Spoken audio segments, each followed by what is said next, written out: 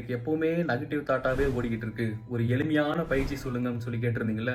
So இந்த பதிவு அவங்களுக்காக தான். ஸோ இந்த காணொலிய சேவ் பண்ணி வச்சுக்கங்க. அண்ட் இத ரெகுலரா ஃபாலோ பண்ணுங்க. ஃபாலோ பண்ணீங்கன்னா தான் இது ஒர்க் அவுட் ஆகும். நிறைய பேர் குடுத்திருக்கிற கமிட்மெண்ட்னால அவங்களுக்கு நான் இந்த வாக்கு குடுத்துட்டேன். அதை நான் நிறைவேற்றணும். நான் இந்த வேலையை செஞ்சு முடிக்கணும்னு உங்களை நீங்களே அழுத்திக்கிறீங்க. காலையில எழுந்துக்கும் போது எப்பவுமே ஒரு பாசிட்டிவ் எனர்ஜி உங்களுக்குள்ளார வரணும். ஸோ ஏன்னா நீங்க கம்ப்ளீட்லி நைட் தூங்கும் போது நெகட்டிவ்ல தூங்கி இருப்பீங்க. ஃபார் எக்ஸாம்பிள் வந்து நீங்க ஒரு நெட்ஃபிளிக்ஸ்ல ஏதோ ஒரு படம் பார்த்திருப்பீங்க.